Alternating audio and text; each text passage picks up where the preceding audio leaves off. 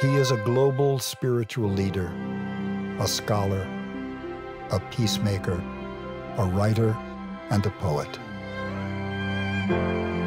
Revered worldwide for his teachings on mindfulness, he remains a humble Buddhist monk, most at home in the stillness of nature, surrounded by his community.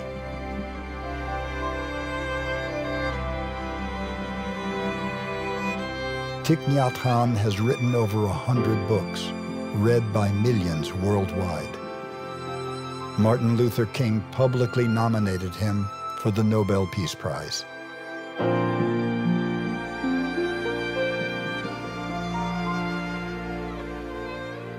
But how did this unassuming seeker from central Vietnam confront the horrors of war and emerge as a spiritual pioneer, bringing the Buddha's teachings to the West to become a force for change in the world?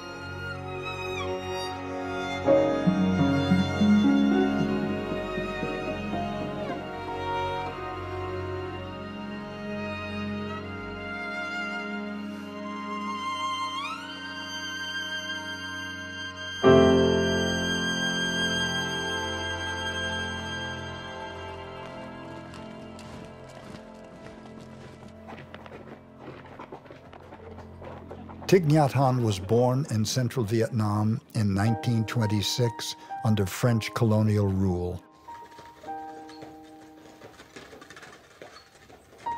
Even as a child, he was aware of the political instability and turmoil in his country. At the age of 9, he saw a picture of the Buddha on a magazine cover and experienced a deep desire to be as calm and peaceful as that Buddha.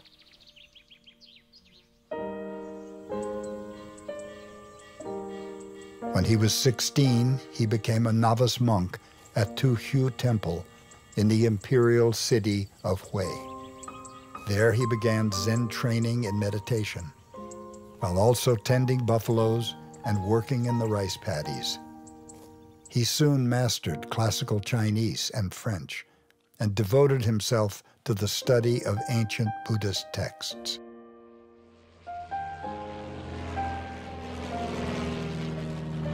He lived through the Japanese occupation and the Great Famine that followed.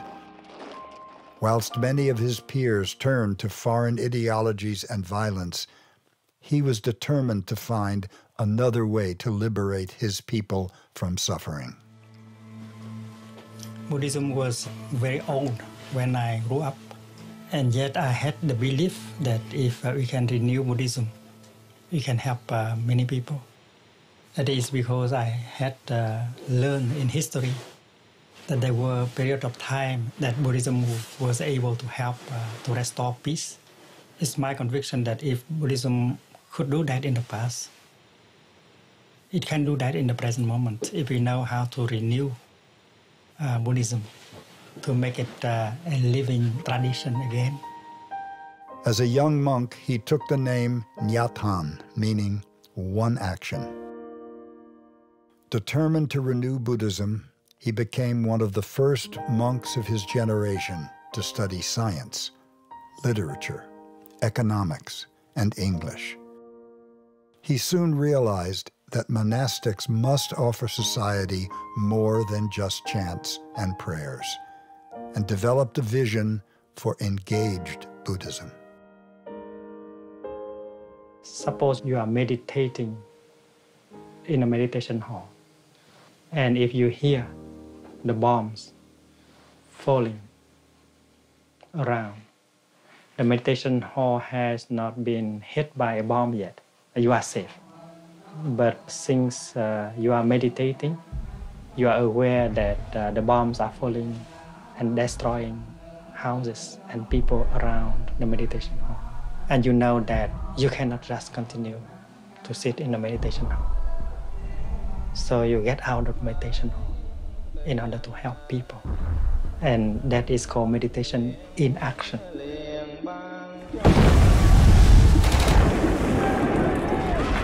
In 1954, as the communist North and anti-communist South vied for dominance, Vietnam was divided and violence raged.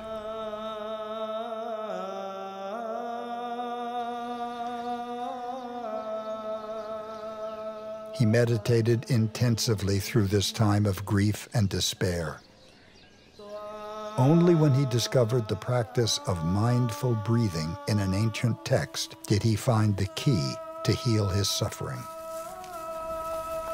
He expanded the practice to develop a new way of walking meditation, combining the awareness of breathing with each step.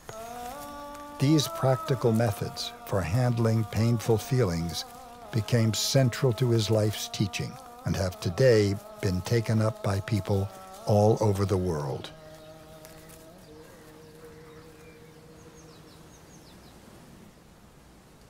He and his friends established a mountain refuge where they could restore their spirits.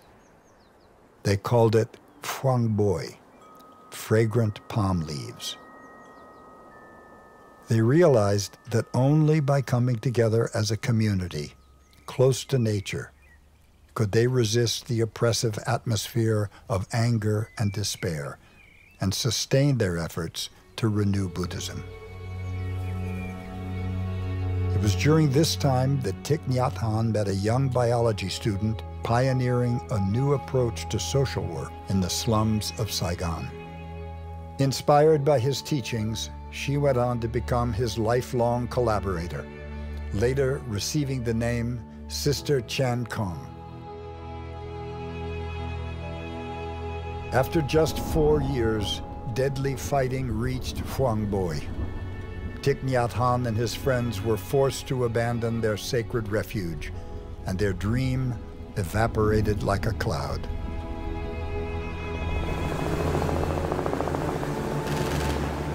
In 1961, as the war continued, Thich Nhat Hanh traveled to study and teach at Princeton and Columbia universities in the United States. It was a time of respite and healing from the horrors of war.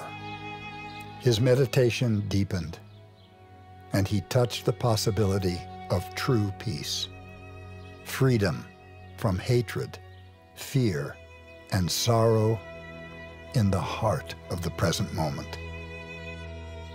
He later described his insights there as the first blossoms of awakening.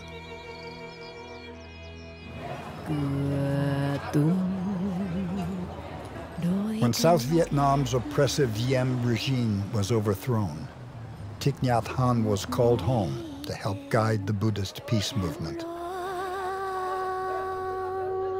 Soon he became a leading light in this non-violent third force that refused to take sides in the conflict.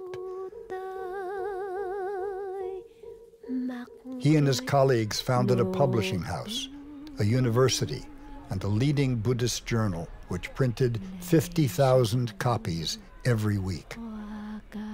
The journal reported on the protests and published his peace poems. They were taken up by well-known singers of the day and were sung in the streets. This is a poem I wrote during the Vietnam War. Tonight the moon and the stars bear witness. Let my homeland, let earth pray for Vietnam, her deaths and fires, grief and blood. That Vietnam will rise from her suffering and become that soft new cradle for the Buddha to come. Let earth, my country, pray that once more the flower blooms. The radio of Saigon, the radio of Hanoi, the radio of Beijing begin to attack the poems because they are calling for peace. No one wants peace. They want to fight to the end. I have suffered a lot. I have known what is the war. I have seen brothers and sisters dying. And I myself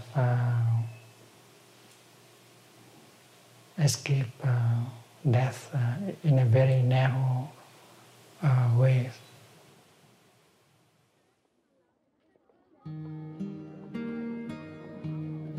In 1965, Thich Nhat Hanh and his colleagues established the School of Youth for Social Service, a non-partisan Peace Corps training thousands of young people to go into the war-torn countryside to rebuild shattered villages. But it was dangerous work, and several students were targeted and killed. We followed a program for rural development. We created community schools in villages. We work with orphans, war victims, and I can say that we learned from many teachers, and among these teachers, our own suffering, our own difficult situations.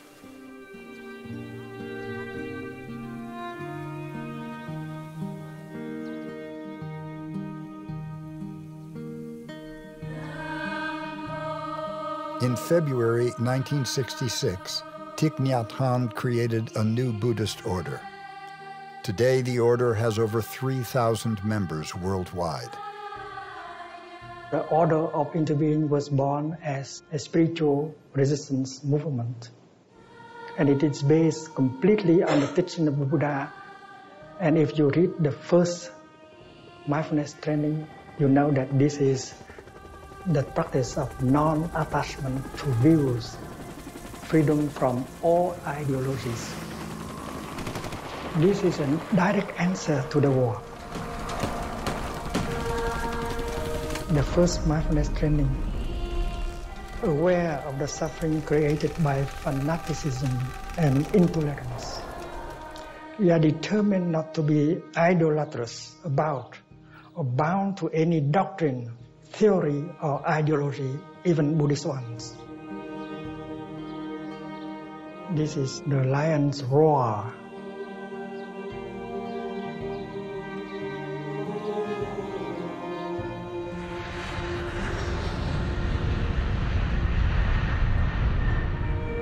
In 1966, determined to change the situation, Thich Nhat Hanh once again left for the U.S. to raise his voice for peace. He was supported by many influential spiritual and political leaders of the day, including Dr. Martin Luther King Jr. He knew that if he could persuade Dr. King to come out against the war, the tide of public opinion would change. Somehow this madness must cease. We must stop now. This is the message of the great Buddhist leaders of Vietnam.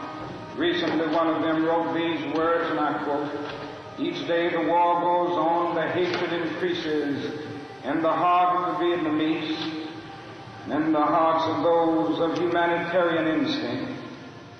The Americans are forcing even their friends into becoming their enemies." In 1967, Dr. King nominated Thich Nhat Hanh for the Nobel Peace Prize, saying, his ideas for peace, if applied, would build a monument to ecumenism, to world brotherhood, to humanity. In Paris, on Avenue Kléber, politicians have been talking for 4 years about ending a war. Once a week, on Thursdays, diplomatic cars arrive at the conference center, bringing delegates to talk about a war in which nearly 1 million men have died, the Vietnam War. But Thich Nhat Hanh paid a high price for daring to call for peace. He was prevented from going home, beginning an exile that was to last 39 years. He said, "I'm not inclined to be a politician. My vocation is as a monk. But as a monk, you have to have the courage to speak out against social injustice, the violation of human rights." You are talking about the people in Vietnam whom I know. Those people who are dying every day, who are suffering every day. I am talking in their, for their sake.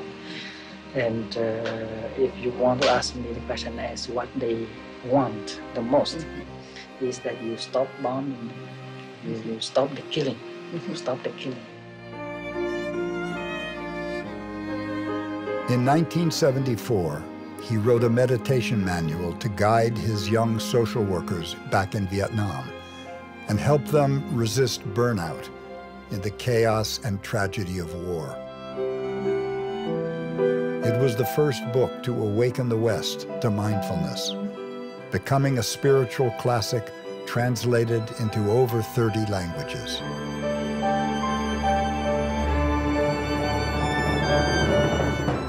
By 1978, the plight of Vietnamese refugees fleeing the communist regime had become a major humanitarian crisis. In Singapore, Thich Nhat Hanh and Sister Chan Kong rented 2 ships and rescued hundreds from the high seas.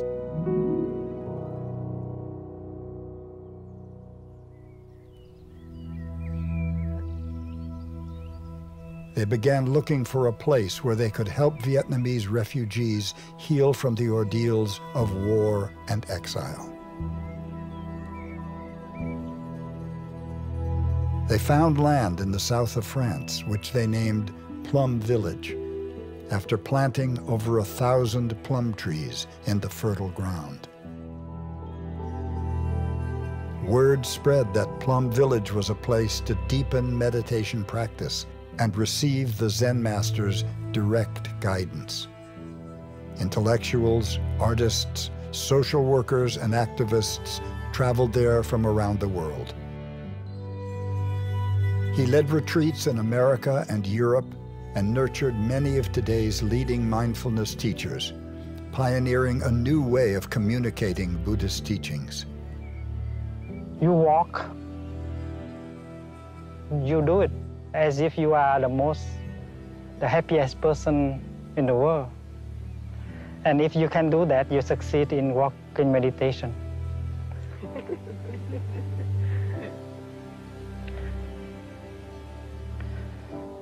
Because we do not set ourselves a goal for a particular destination, so we don't have to hurry.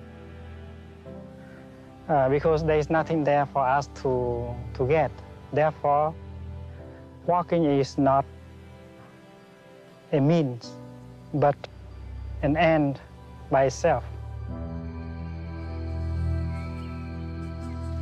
But he soon came to realize that only lifelong committed practice and the trust of a student-teacher relationship would lead to lasting transformation. And so he founded a new monastic order, which would go on to become the largest Buddhist monastic community in the West, and a touchstone for the mindfulness movement that would soon sweep the world.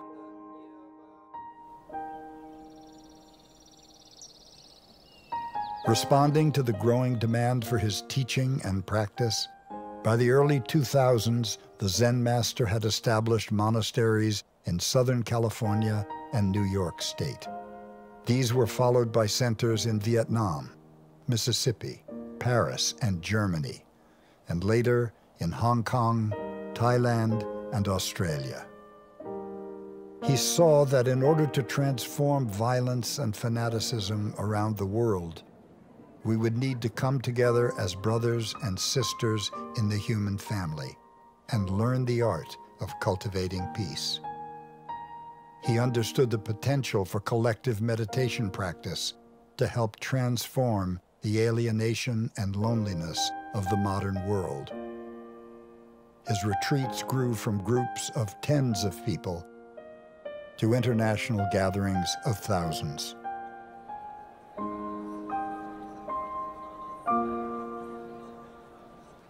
We have offered so many retreats of mindfulness everywhere, and the miracle of reconciliation always takes place in our retreat.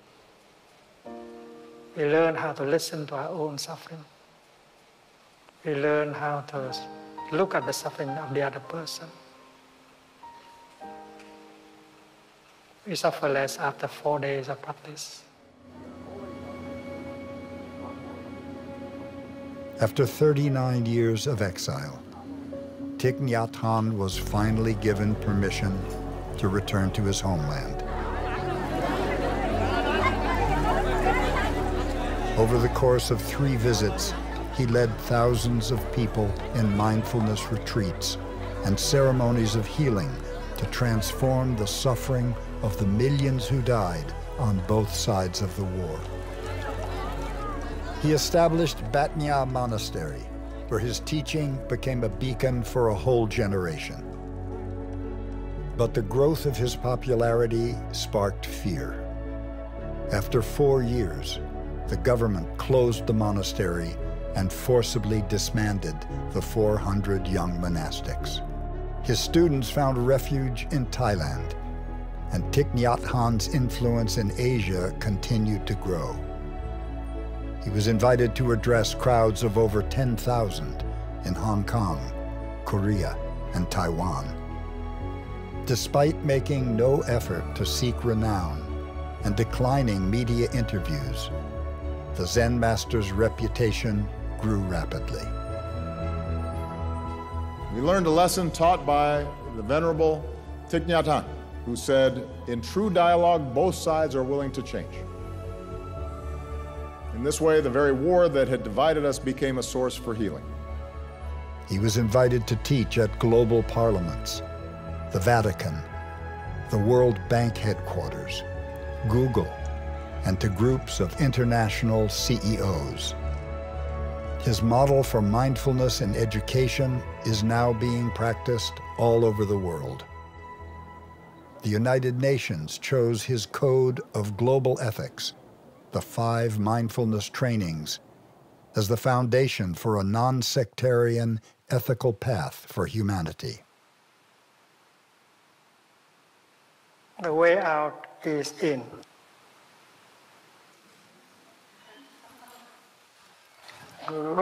Go back to oneself and take care of oneself. Learning how to generate a feeling of joy, learning how to generate a feeling of happiness, learning how to handle a painful feeling, a painful emotions, listening to the suffering, allowed understanding and compassion to be born and suffer less. In his 89th year, Thich Nhat Hanh suffered a major stroke. Undaunted, his spirit undiminished by physical adversity, he did not give up on life or his vision for the future. He chose to use the last chapter of his life to return to Tu Hieu Temple in Vietnam and connect his global following with their roots.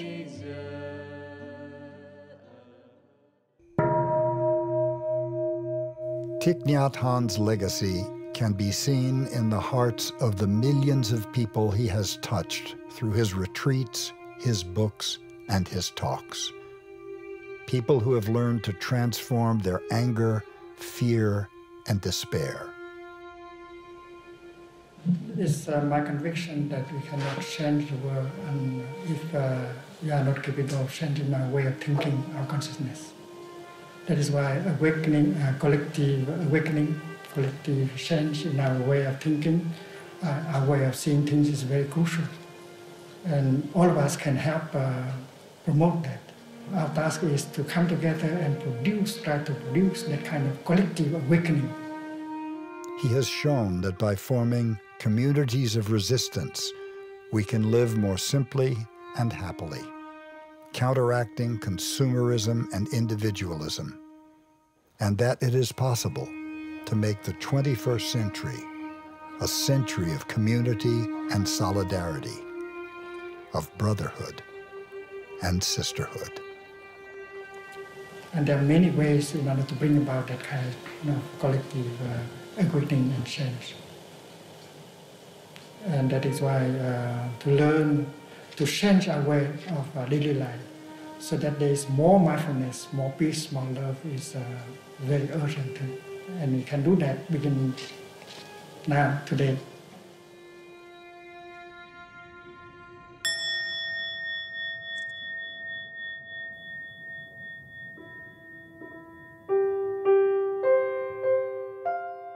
When you wake up and you see that the earth is not just the environment.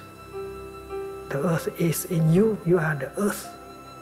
You touch the nature of interbeing. At that moment, you can have real communication with the earth.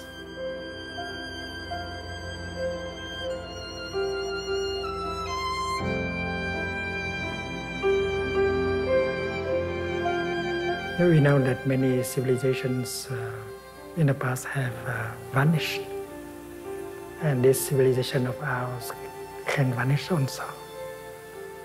We need a real awakening, a real enlightenment. We have to change our way of thinking and seeing things, and this is possible. And our century should be a century of spirituality. Whether we can survive or not depends on it.